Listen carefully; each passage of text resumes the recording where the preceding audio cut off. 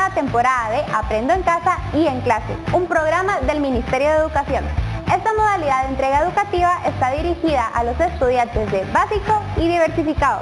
Acompáñenme.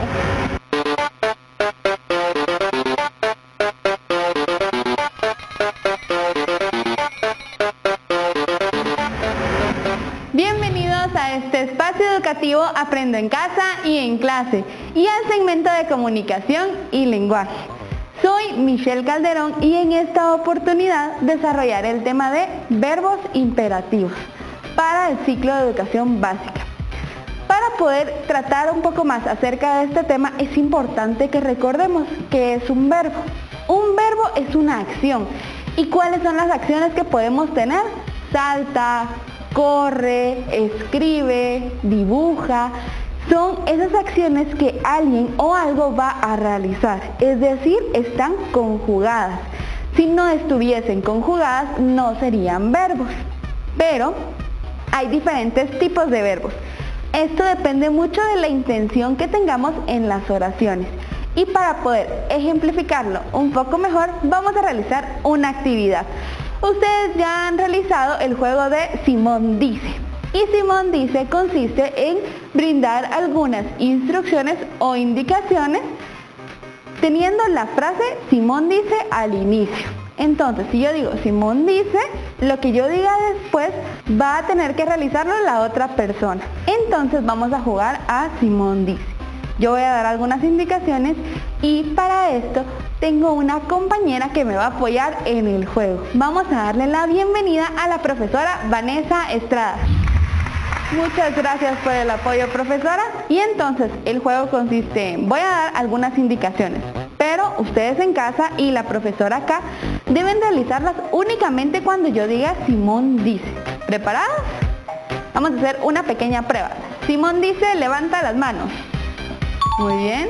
Simón dice saluda.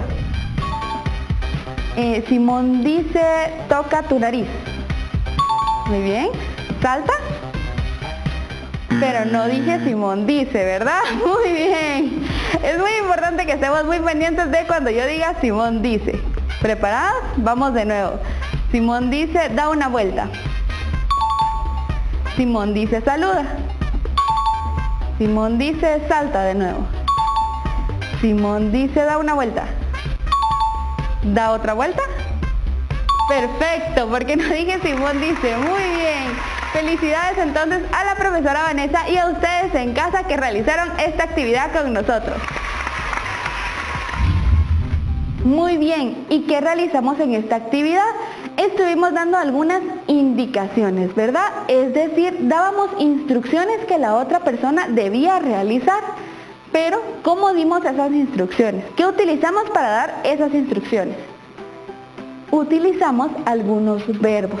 Vamos a indicar qué verbos fueron los que utilizamos.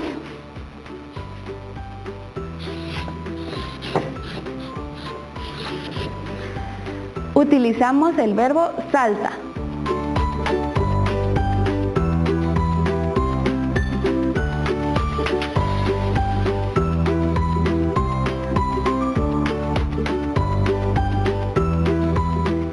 Utilizamos también el verbo saluda, el verbo toca, acompañado de la indicación de qué debían tocar, el verbo da y el verbo levanta. Cuando se encuentran conjugados de esta manera, en donde nos dan alguna indicación o instrucción sobre algo que la otra persona deba realizar, se le llama verbos imperativos. Entonces, eso de imperativos significa que estamos dando indicaciones a otras personas. Estos verbos son muy comunes cuando damos instrucciones respecto a un juego de mesa o las instrucciones que les brindan en sus materiales impresos de refuerzo mis aprendizajes acerca de lee la siguiente lectura, escribe, dibuja, encierra. Todas esas son indicaciones que les brindan sobre algo que deben realizar. Y ese verbo se le llama verbo imperativo.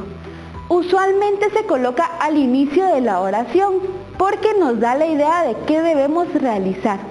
Y a través de estos verbos es que nosotros podemos llegar a comunicarnos con otras personas también, dependiendo si queremos brindar alguna orientación.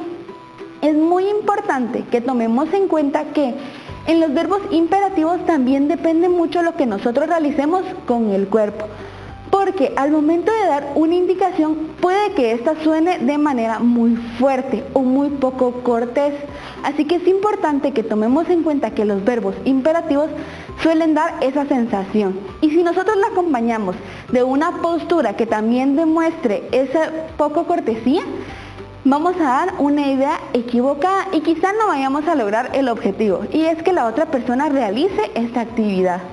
Así que es muy importante acompañar estos verbos imperativos de frases de cortesía para que podamos ir trabajando en conjunto con la persona. Pero es importante también que identifiquemos cuáles son los verbos imperativos, ya que nos acompañan en nuestro día a día. Entonces, ¿qué aprendimos hoy? Hoy aprendimos acerca de los verbos imperativos, que son aquellos que nos dan alguna indicación o instrucción que debemos realizar. Y te tengo el siguiente reto. El reto es que realices el mismo juego con algún adulto responsable y luego que juntos revisen qué verbos imperativos utilizaron. Recuerda que para que sean verbos imperativos deben estar conjugados, es decir, yo no dije saltar, voltear, levantar, sino que ya los di conjugados. Salta, levanta, da una vuelta. Entonces, al momento de estar conjugados, realiza la lista de los verbos imperativos que utilizaste. También quiero recordarte que sigas practicando con todas las demás actividades esta parte de la comunicación oral, la escritura y la lectura. Todo ello te apoyará a que juntos podamos desarrollar nuestras habilidades comunicativas. También te recuerdo lavar constantemente tus manos con agua y jabón o utilizar algún gel antibacterial, el uso de la mascarilla y del distanciamiento físico. Sigue acompañándonos en un próximo segmento de comunicación y lenguaje. Y recuerda que Guatemala no se detiene.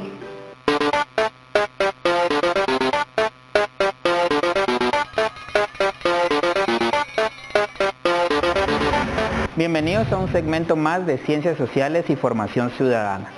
Soy Pablo Salvatierra y hoy abordaremos a partir de imágenes 3 épocas en la historia de Guatemala: la época prehispánica, la época de la invasión y la época de la colonia. Si te recuerdas, hemos comenzado a partir de sesiones anteriores a estudiar las diferentes épocas y ese encuentro entre las culturas mesoamericanas y la cultura española y el descubrimiento, o que también vimos que accidentalmente Cristóbal Colón llegó a América. Hemos visto en la sesión anterior cómo fue ese descubrimiento que hizo Cristóbal Colón del continente americano, aunque él creía que había llegado realmente a otra parte de las Indias. También leímos algunos fragmentos del diario de a bordo de Colón, en donde establecimos que a partir de esta confusión, por eso fue que muchos de los españoles, o en sí en ese momento, comenzaron a llamar indios a quienes vivían en este territorio. Pero vamos a ver entonces cómo se fue desarrollando todo este proceso de dominación e invasión hasta llegar a la época de la colonia y cómo puede que algunas estructuras o algunos elementos aún los podemos encontrar nosotros en la actualidad. Veamos estas 3 imágenes. Tenemos la época prehispánica, la época de la invasión y la época de la colonia. ¿Qué diferencias encuentras tú en cada una de estas imágenes? Recuerda tener a mano tus materiales para ir también apuntando o haciendo lluvias de ideas para que puedas ir tú también registrando tu aprendizaje. Entonces, ¿qué diferencias puedes establecer tú entre estas 3 imágenes? Comencemos con la época prehispánica. Si nos damos cuenta acá, se enfocan más en el cultivo, en la agricultura, también en la pesca o en la caza. Esto no quiere decir que como sociedad no hayan tenido una organización. Si tú investigas también a profundidad, podrás encontrar que hubo una organización que se regía por sacerdotes, luego ya algunos caciques, luego la nobleza, trabajadores o artesanos, y también había esclavos. Esto no quiere decir tampoco, si vemos acá la imagen, que no haya habido guerras entre las culturas prehispánicas, porque sí las hubo. Puedes investigar acerca de la confrontación entre los quichés y los caciqueles, qué sucedió, qué sucedía con los esclavos, porque los esclavos también los utilizaban para trabajar, ya sea en agricultura, en casa, o bien para los sacrificios. Y recuerda que los sacrificios también eran una parte de la cultura prehispánica, para ellos comunicarse con la naturaleza, pedir por ciertas ocasiones porque lloviera o porque se diera bien la siembra, diferentes situaciones que tú puedes investigar también, y así entender la cosmovisión que ellos poseían. Pero ¿qué sucedió en la época de la invasión?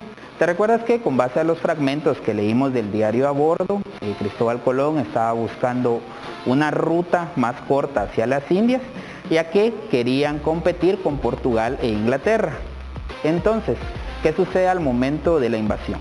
Cristóbal Colón encuentra el territorio, cree que llega a las Indias y envía estas cartas o estos reportes al rey para indicarle que ha encontrado un nuevo territorio. Entonces, la cultura española o europea también estaba buscando oro. Entonces, ellos comienzan a enviar barcos en busca de oro, que traían soldados, traían otras personas que también querían hacer fortuna y buscar oro en este territorio. Pero ¿qué sucede durante la invasión? Ellos van adentrándose en el continente mesoamericano, que luego se conocería como América, y van sometiendo a los pueblos. Primero, por medio de la religión. La religión que imperaba en ese momento, la cristiana católica, por los reyes católicos, entonces quieren adoctrinar a los indígenas, a quienes vivían en este territorio, porque según la visión de los españoles, la forma como ellos vivían, los nativos, era una forma herética, eran herejías y no coincidía con la visión de ellos. Por eso es importante comprender y entender la cosmovisión de otras culturas, para llegar a la tolerancia y comprender cómo los otros ven el mundo y lo interpretan. Pero recuerda que estamos hablando también de épocas diferentes. Había todo un movimiento del Renacimiento en ese momento, entonces la forma como Occidente, Europa veía el mundo era diferente a cómo ellos lo ven actualmente. Entonces son épocas diferentes y tenemos que entender esas dinámicas. Entonces los españoles avanzaban e iban dominando e iban invadiendo estos territorios a partir de la catequización, pero también querían establecer el modelo económico que ellos traían, que era la explotación de la tierra, a partir de la búsqueda del oro. Y muchos de los que participaron en este tipo de conquistas o este tipo de dominaciones no estuvieron de acuerdo, sobre todo los religiosos. Y aquí hablamos de una figura importante, de Fray Bartolomé de las Casas, quien se dio cuenta, él comenzó siendo soldado, pero se dio cuenta de lo que sucedía y cómo violentaban a los nativos. Y ellos, en su afán de defenderse, pues también creaban algún tipo de guerra o de confrontación con los españoles. Tenemos estos documentos que nos dejó Fray Bartolomé de las Casas. Por ejemplo, acá tenemos algunos de sus tratados. Y uno de los documentos más célebres es la brevísima relación de la destrucción de las Indias, en el cual él relata como testigo, él iba viendo todo lo que iba sucediendo en los territorios. Te compartiré un fragmento acerca de las dos islas de San Juan y Jamaica. Pasaron a la isla de San Juan y a la de Jamaica, que eran unas huertas y unas colmenas. El año de 1509 los españoles, con el fin y propósito que fueron a la española, los cuales hicieron y cometieron los grandes insultos y pecados susodichos, y añadieron muchas señaladas y grandísimas crueldades más, matando y quemando y asando y echando a perros bravos, y después oprimiendo y atormentando y vejando en las minas y en los otros trabajos, hasta consumir y acabar todos aquellos infelices inocentes, que había en las dichas dos islas más de 600,000 ánimas, y creo que más de un cuento, que no hay hoy en cada una 200 personas. todas perecidas sin fe y sin sacramentos. Entonces acá, si analizamos este fragmento, Fray Bartolomé nos está hablando acerca de lo que sucedía y cómo esclavizaban los españoles a los pueblos y los obligaban a trabajar en las minas en búsqueda del oro. Y luego se estableció el modelo colonial.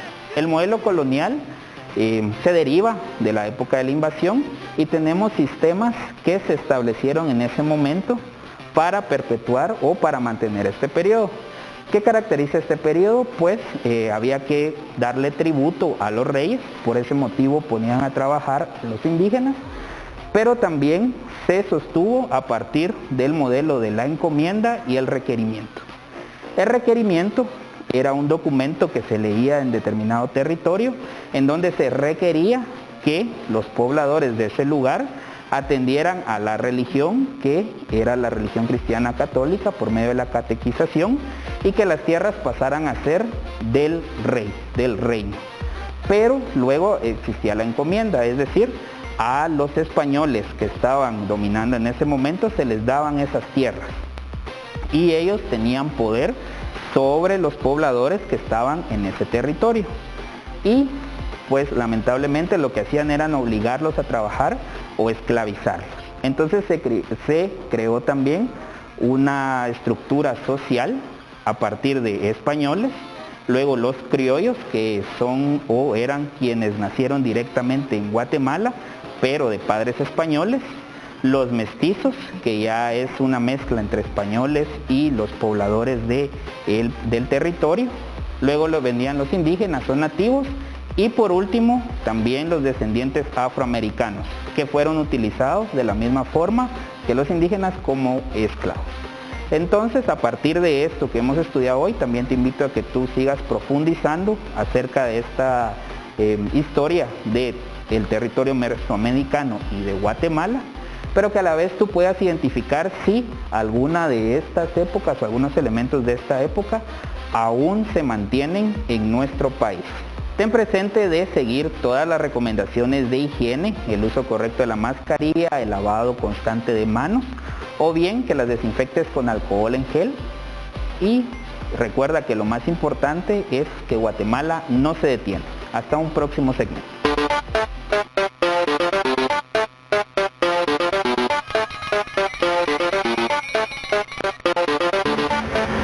Bienvenidos al segmento de matemáticas. Hoy nos acompaña Vanessa Estrada para seguir aprendiendo. Vanessa, bienvenida. Mucho gusto estar aquí de nuevo con ustedes hablando acerca de matemáticas. Hoy en el tema vamos a hablar de las expresiones algebraicas, pero más interesante aún de cómo estas se aplican en la vida cotidiana y cómo podemos tener problemas que incluso nosotros podemos aplicar en nuestro diario vivir. Entonces, por acá, si te das cuenta, André, yo tengo dos problemas. Siempre vamos a tratar de usar materiales, pues de esta forma es más fácil la comprensión de las expresiones algebraicas y en sí de los temas en matemáticas. Entonces leamos el primer problema. Dice, María compró 12 chuchitos a X quetzales cada uno y nos pide que representemos el vuelto con una expresión algebraica. Primero que nada, André, dice que nosotros vamos a comprar 12 chuchitos, ¿verdad? Entonces, ¿cuál sería nuestra duda? ¿Cuál es el dato que no tenemos? Bueno, sabemos que María compró 12 chuchitos. Sabemos ya que son 12 chuchitos. Pero no sabemos cuánto cuesta cada chuchito, ¿verdad? Por eso dice a X quetzales cada uno. Entonces, lo que no sabemos es el precio en sí de cada chuchito. Muy bien. Este precio va a ser nuestra variable o nuestra incógnita. En otros segmentos hemos ido aprendiendo cómo estas variables, cuando están acompañadas de un coeficiente, se van a multiplicar, es decir, el coeficiente con la variable. Entonces, si te das cuenta, yo aquí tengo unas tapitas para que veamos todos la representación. ¿A qué crees que representa cada una de estas tapitas? Bueno, vamos a ver. Bueno, representa cada tapita es un chuchito. Muy bien, es un chuchito. Y por eso tenemos 12. Por eso tenemos 12. Lo que no sabemos, como repetimos, es cuánto cuestan, pero ya tenemos una variable que los representa. O en este caso, pues Una tapita. Una tapita, Ajá. una figura que lo va a representar. Entonces, el precio está en cada uno de estos, si fueran contenedores o si fueran bolsas, dentro de él estaría el precio de cada uno. Ahorita lo importante no es cuánto valen, André, porque nosotros podemos representar ese valor a través de las expresiones algebraicas. ¿Cómo nos quedaría la expresión algebraica? Solamente del valor de los chuchitos. Bueno, sería 12x. 12x, muy bien. En casa también pensemos, ¿por qué sería 12x el valor de los chuchitos? Les damos unos segundos. Bueno, el precio, que es x, se va a multiplicar por 12 porque son 12 los que se van a adquirir. Pero el problema nos dice a nosotros que representemos el vuelto. Entonces, Andrés, por ejemplo, si a ti te mandan a comprar estos chuchitos y te dan un billete de a 50, ¿cómo representarías esa expresión algebraica para el vuelto? Bueno, podría ser 50, que son los 50 quetzales que yo tengo, menos 12x. Menos 12x, perfecto. Claramente no sabemos cuánto es el vuelto, pero sí sabemos cómo obtener la respuesta a ese problema. Entonces nosotros tenemos la expresión acá, la expresión algebraica que nos da esa respuesta. Como André ya lo dijo, es 50, es el dinero que llevamos, menos el precio de los chuchitos que estamos comprando. ¿Cuál es el precio? 12x, porque es el valor que no conocemos. ¿Me ayudas a colocarlo? Sí. Listo. Muy bien. Y para las personas que no conozcan este término, que son los chuchitos, ¿puedes explicarles más o menos a qué se refiere? Bueno, los chuchitos son como esos tamalitos de masa, ¿verdad? Muy sabrosos que, bueno, si a mí me dieran esos 50 quetzales, creo que compraría todos los chuchitos con esos 50 quetzales, pero es para hacer referencia, ¿verdad? Si no saben exactamente cuáles son los chuchitos, esos son los chuchitos. Muy bien, gracias, André. Entonces, como se pueden dar cuenta, nosotros estamos muy relacionados con estos problemas algebraicos. Hagamos uno, este va a ser más rápido. Dice, un terreno tiene un largo de 7x kilómetros y un ancho de x kilómetros. Represente el área de un terreno con una expresión algebraica. Si nosotros nos recordamos, el área de cualquier figura, en este caso si tiene largo y ancho, está hablando de un rectángulo. Entonces nosotros sabemos que para encontrar el área debemos multiplicar largo por ancho. Muy bien.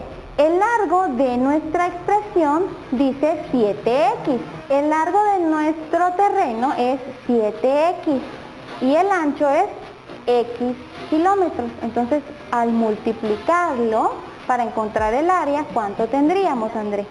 Tendríamos 7x cuadrado, kilómetro cuadrado. Muy bien. ¿Por qué? Porque estamos multiplicando el coeficiente, que sería 7 por 1. 7 por 1, 7. Luego multiplicamos x por x y tenemos x al cuadrado. Y también se multiplican los kilómetros porque estamos hablando de áreas, entonces serían kilómetros cuadrados. Has dado la respuesta correcta, coloquémosla. Como puedes notar, pues estos problemas están en nuestro entorno y nosotros estamos relacionados con ellos, y si nosotros en casa, ustedes pueden ver otras situaciones en las que puedan aplicar las expresiones algebraicas, pueden hacer este ejercicio, porque hay varios valores que puede que no conozcamos, pero podemos expresarlas con variables o incógnitas. Para eso funciona. Claro, y es muy importante el poder representar ciertos problemas, en este caso, ¿verdad? Por medio de expresiones algebraicas. Como usted bien lo decía, se nos presentan día con día tantas situaciones que podemos expresarlas fácilmente con una expresión algebraica. Exacto. Entonces, ustedes pueden ejercitar en casa colocando una variable a un dato que no conozcan y realizando sus expresiones algebraicas.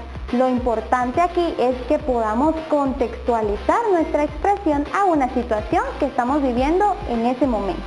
Claro, y sobre todo, pues, en matemáticas, pues, La clave también está en practicar constantemente, ¿verdad? Y creo que pues esas son actividades que pueden realizar en casa, ya sea ustedes solitos o con las personas que estén en casa, y poder ir practicando y mejorando cada vez más, sobre todo pues en este tema, ¿verdad?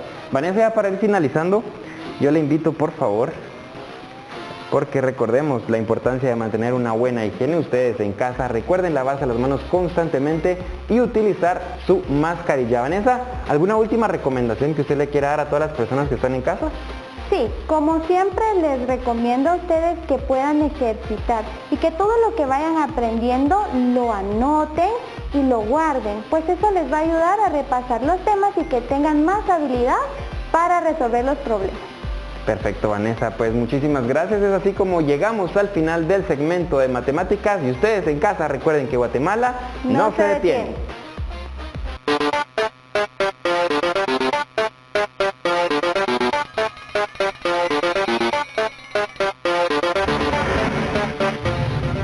Bienvenidos al segmento de Ciencias Naturales.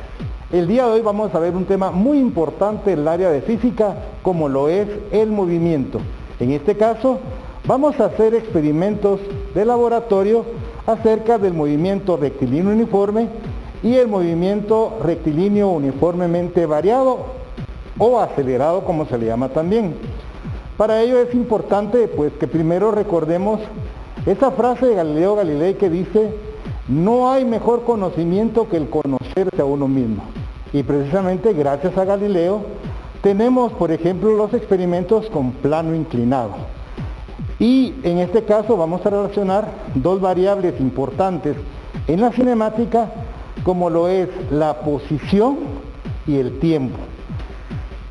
La variable posición, primero vamos a ver en este experimento cómo va cambiando la posición relacionado con el factor tiempo. En aquel tiempo Galileo no tenía aún estos aparatos, sino que usaba un cronómetro que él diseñó llamado la clepsidra, ¿verdad?, que era en base a gotas de agua.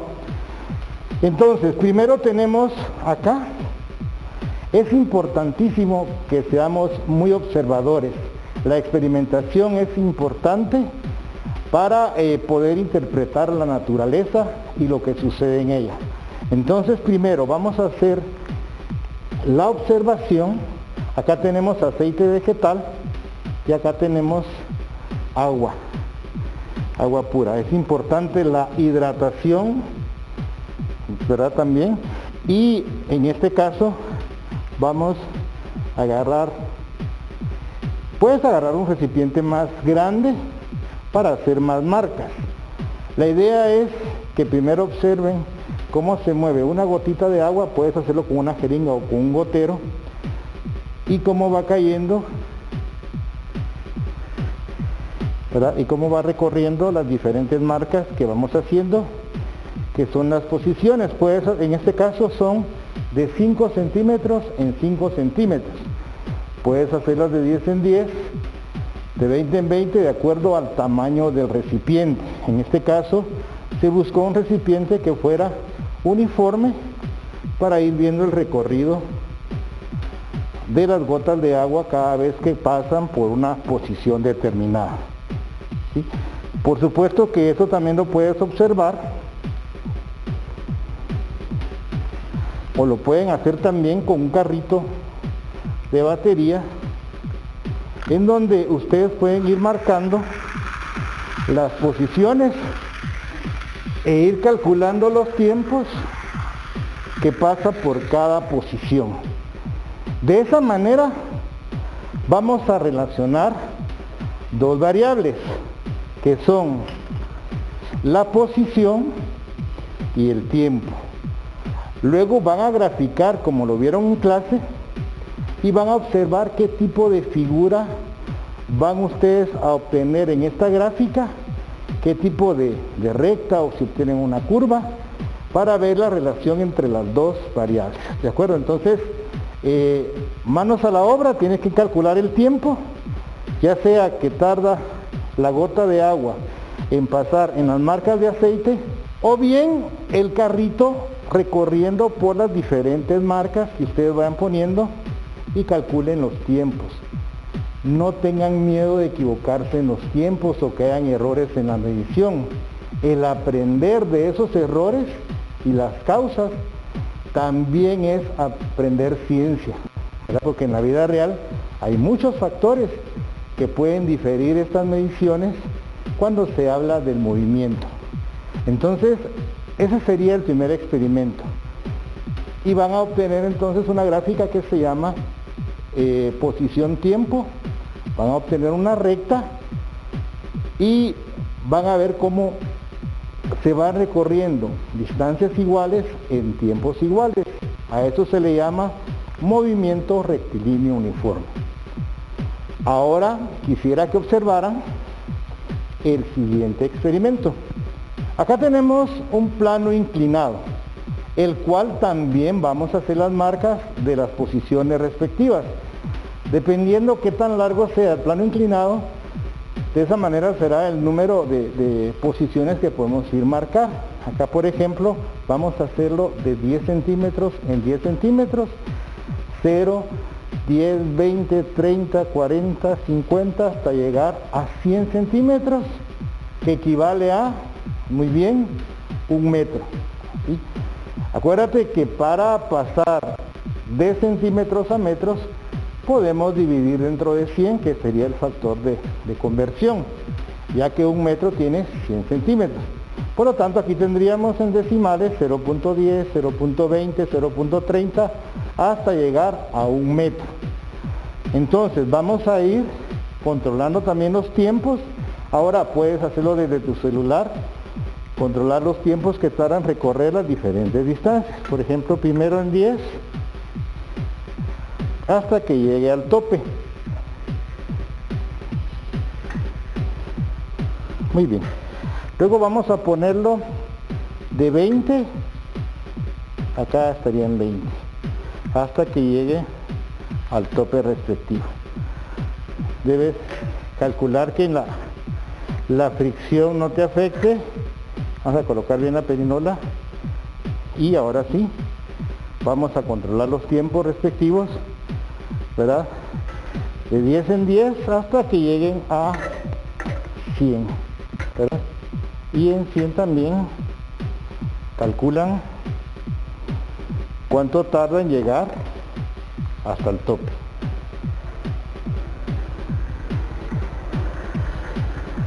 Sí. Hay que observar si se trata de movimiento rectilíneo o si hubo una aceleración. Recordemos que la aceleración es el cambio de velocidad, ya sea en magnitud o en dirección, en el tiempo respectivo. Luego de ir tomando estas mediciones, muy bien, pasan a una tabla en donde van a colocar las posiciones, pueden llegar hasta 1 metro, ¿verdad? Y acá los tiempos necesarios, la velocidad final, como la velocidad inicial es 0 parte del reposo, que haría con esta ecuación aceleración por tiempo, y para la aceleración 2 veces la distancia recorrida, primero 0.10, 0.20 partido el tiempo al cuadrado. Con ello ya pueden relacionar entonces dos gráficas, una velocidad tiempo y la otra aceleración tiempo. Quiero que se den cuenta que aunque acá hay un aparato de laboratorio, no hace falta. Muy bien, pueden hacerlo con juguetes que tengan en su casa, ir marcando su plano inclinado y luego ir controlando los tiempos para recorrer cada una de las distancias. O simple, sencillamente, si tienen una tabla y cómo levantarlo con cualquier objeto, puedes tú mismo hacer tu plano inclinado y hacer los cálculos necesarios para que puedas observar y experimentar, de esa manera vivir la física. Y acuérdense, esta clase fue una clase de movimiento y recordemos que es muy importante la experimentación en física. No necesitas de un gran equipo de laboratorio. Con materiales sencillos que tienes en tu casa, puedes elaborar tú mismo tu plano inclinado con un trozo de madera, pelotitas, carritos que tengas y dejarlos caer, ir marcando y relacionar así dos variables y vivir la ciencia, interpretar la ciencia. Acordémonos también de continuar con las medidas de bioseguridad como gel, aplicarnos gel, lavarnos muy bien las manos, el uso de la mascarilla y mantener el distanciamiento social. Esto fue una clase de movimiento y por lo tanto recordemos que Guatemala no se detiene.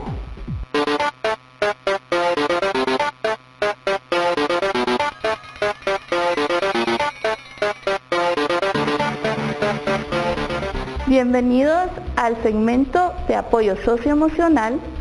Soy Carla Rodríguez y hoy estamos en el último momento de nuestro diario de emociones. Así que a preparar nuestro diario con nuevas hojas, por favor, para escribir. Vamos a anotar la fecha. Si no, pues tenemos hojas de reciclaje. No te olvides de tu lapicero para anotar estas siguientes preguntas. ¿Listos? Bueno, recuerda también que nuestro diario es en el cual vamos a anotar todas aquellas experiencias las cuales hemos vivido en este tiempo, pero también todas esas experiencias que hemos compartido con las demás personas. ¿Listos? Vamos a iniciar. Y vamos entonces con nuestra pregunta número 9. Veamos, ¿alguna adquisición para acompañar este tiempo? Ha de ser interesante, ¿no? Déjame contarte. En este tiempo de confinamiento, pues en casa nacieron 7 cachorritos, de los cuales yo me pude disfrutar tanto. ¿Qué es lo que ha habido de nuevo en tu casa? ¿Alguna mascota? ¿Alguna planta? ¿Algún libro que te hayan regalado o que hayas podido comprar? ¿Qué es la nueva adquisición que tienes tú en este tiempo?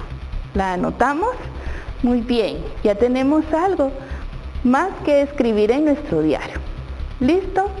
Vamos entonces con nuestra siguiente pregunta. En estos días, ¿quién ha sido el más colaborador en casa o que le ha gustado un poco más la limpieza? ¿Quién ha sido el que cocina más? Bueno, dejemos a mami, ¿verdad? De repente alguno de nuestros hermanos, o de repente algún primo. ¿Quién ha hecho esa deliciosa receta que no sabíamos y descubrimos que tenía esa habilidad? ¿Quién ha sido el que más se ha gozado la naturaleza? El salir de casa un poco en nuestros alrededores y ha descubierto las bellezas de esos colores tan geniales que tienen las plantas. Muy bien, tienes ahora un poco más que anotar en tu diario. Listo. Yo sé que tienes muchas ideas para poder escribir en tu diario. Muy bien. Entonces, ya anotaste esta pregunta. Continuamos con una de las últimas. Vamos entonces. ¿Alguna historia chistosa o algo que quieras olvidar? Vaya pregunta, ¿verdad? Tenemos acá bastante para poder escribir. Algo chistoso. ¿Qué le pasó a tu hermano? ¿Qué le ocurrió a alguno de tus papis? Ese primo travieso. O a ti, ¿qué fue algo que te ocurrió que puedas recordar como alguna anécdota muy muy chistosa? Pero también tenemos acá algo que quiero olvidar. Bueno, pues yo quisiera olvidar de repente el miedo que sentí cuando me enteré de esta nueva enfermedad acá en nuestro país. O el día que me molesté mucho porque quería reunirme con mis amigas. ¿Qué tienes tú para poder olvidar? Bueno, pues tenemos entonces bastante papel para poderlo escribir. Vamos entonces, chicos, con nuestra última pregunta. ¿Qué contarás a tus familiares venideros qué sucedió en este tiempo? ¿Cómo lo vamos a contar? Recuerda que estos familiares venideros pueden ser, pues si queremos pensar en algún hermanito que aún no ha nacido, o nos proyectamos un poco más y ¿cómo le voy a contar esto a mis hijos? ¿Cómo le podré contar esto a mis sobrinos? ¿Qué es lo que sucedió? ¿Qué pasamos nosotros ahora en familia? ¿Cómo nos ayudamos? ¿Cómo salimos adelante? Es bastante interesante que nosotros podamos escribir para tener luego esto de recuerdo. Así que, por favor, no olvides en estos días escribir en tu diario y luego pues vamos a revisarlo en una próxima sesión. Recuerda, no olvides lavarte por favor con agua y jabón constantemente. Utilizar alcohol en gel, el distanciamiento social, si vas a salir, usa por favor mascarilla y Guatemala no se detiene. Hasta la próxima.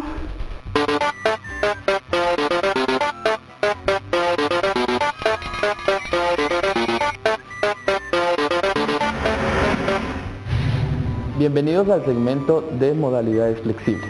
Mi nombre es Luis Francisco Salsimar y en el área de expresión artística desarrollaré el tema danzas ancestrales y aprenderemos sobre danzas y bailes folclóricos de Guatemala. Es importante recordar que Guatemala es un país que cuenta con riqueza cultural, social, rica en costumbres y tradiciones. Quiero mencionarles que en cada municipio tenemos fiestas patronales. Estas fiestas patronales y diferentes fiestas que son parte de nuestras costumbres están acompañadas de diversos bailes folclóricos. Entre ellos quiero mencionarles los siguientes. La danza de los moros. Esta es una representación de la invasión de los españoles a Guatemala. En esta danza lo identifican los trajes llenos de colores, espejos y máscaras. También quiero mencionarles la danza de la conquista. Este es un derivado de la danza de los moros. En esta danza se hace una representación de la invasión de los españoles a Guatemala. En este caso se representa la pelea de los españoles hacia los nativos de Guatemala.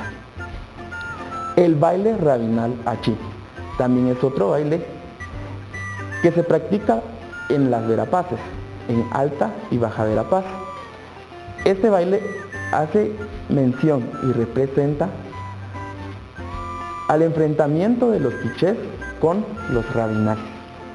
Otro de los bailes muy comunes en Guatemala y que son muy representativos es el baile de los micos.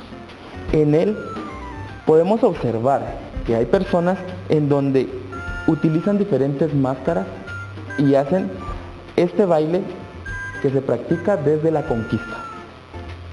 La danza del torito es otra de las danzas más representativas en Guatemala y se practica en diferentes regiones del país. En él podemos observar una persona que de igual manera con un traje lleno de colores utiliza una máscara de toro. Ahora, es importante recordar que estas danzas son acompañadas con diferentes instrumentos como la marimba, la flauta y el tambor. Quiero en este momento que pienses en los instrumentos que tiene tu comunidad. ¿Qué instrumentos puedes crear a partir de los recursos que tú tienes en tu comunidad? Ahora, quiero presentarte en este momento un instrumento que tengo yo acá. Y esta es una flauta. Está elaborada con caña de veral. Como puedes observar, quizá puedas preguntarle a alguno de tus abuelos, abuelas o vecinos de cómo elaborar una flauta. Seguramente podrán indicarte la forma en que puedes hacerlo.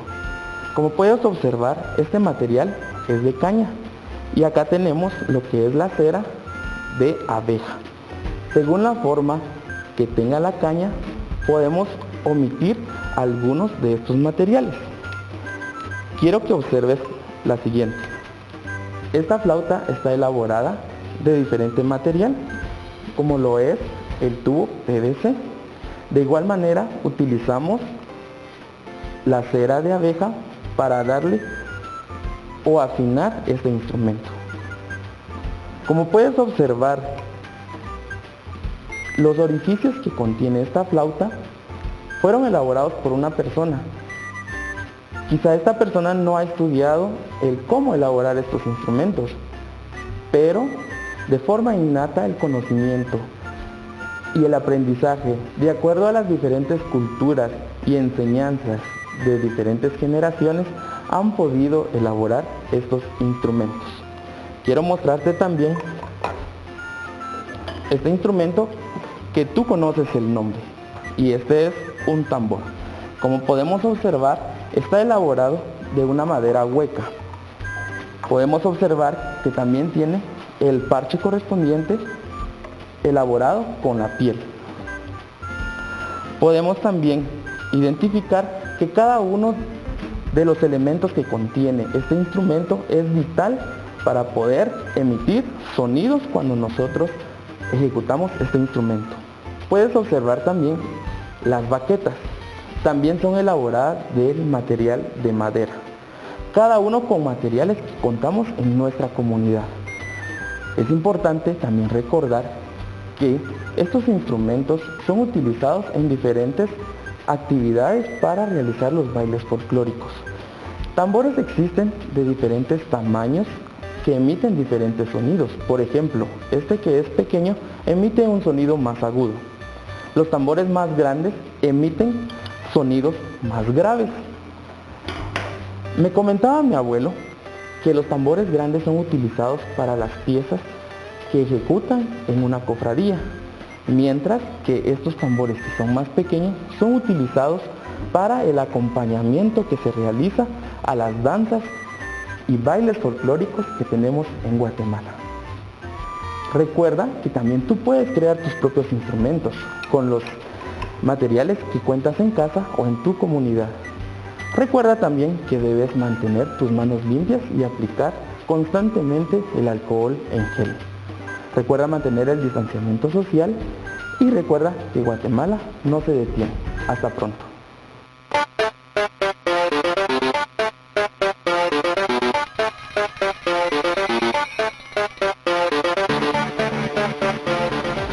Hola chicos, bienvenidos a su clase de recreación.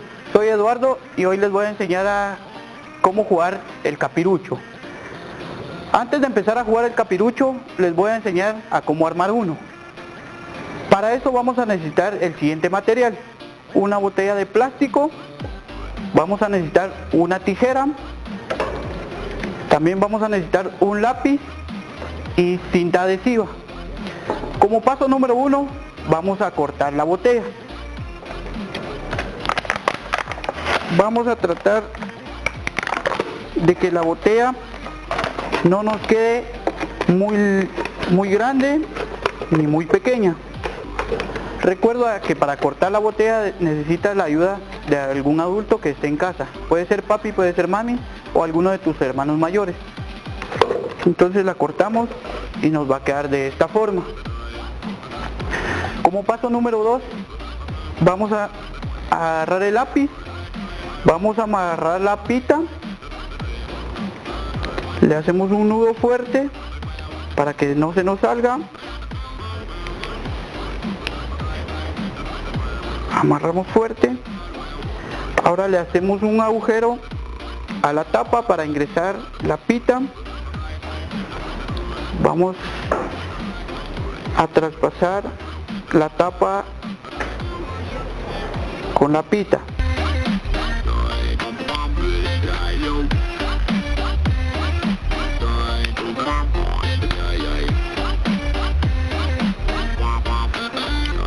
Ya cuando pasemos la pita por la tapa, le hacemos 2 nudos para que no se zafe.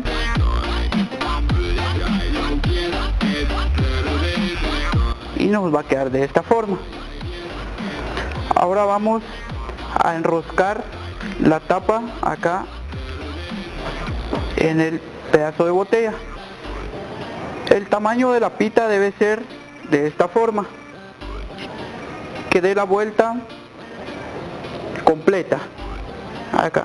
Si nos queda muy corto, va a ser difícil de que esta parte se introduzca en el lápiz, y si se nos queda muy largo, de igual forma nos va a costar. Entonces recuerden que de esta forma tienen que cortar la pita.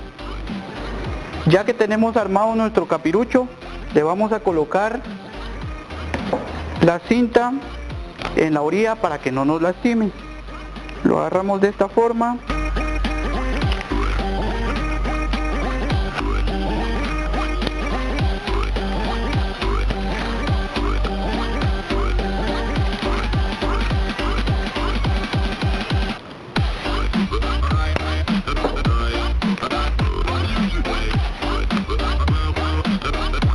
Y ahora sí, ya tenemos armado nuestro capirucho.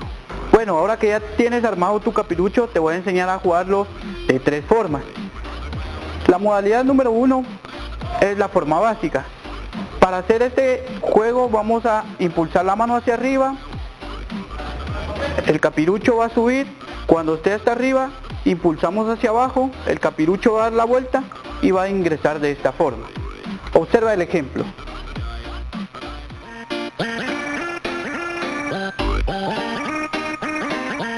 Si el capirucho no ingresa, no se preocupen, pueden seguirlo intentando hasta que lo dominen.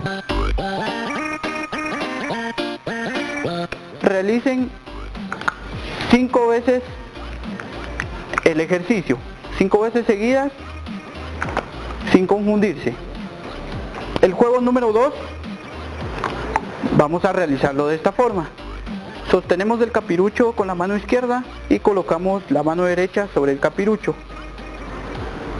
Para esto vamos a necesitar jalar la mano hacia el otro lado para que el capirucho ingrese en la base.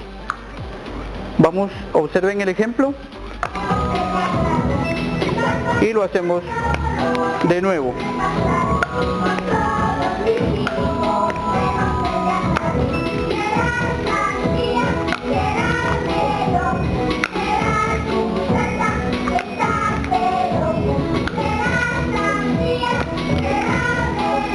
Vas a tratar de hacerlo 5 veces seguidas, igual que en el juego anterior. Ahora vamos con el juego número 3, que se llama el remolino. Sostenemos la cuerda por la mitad y giramos el capirucho hasta que termine de girar. Soltamos el capirucho, esperemos que dé algunas vueltas y hacemos el movimiento. Lo vamos a hacer de nuevo. Giramos el capirucho en la pita, esperemos que baje y hacemos el ejercicio. Lo vamos a hacer de nuevo.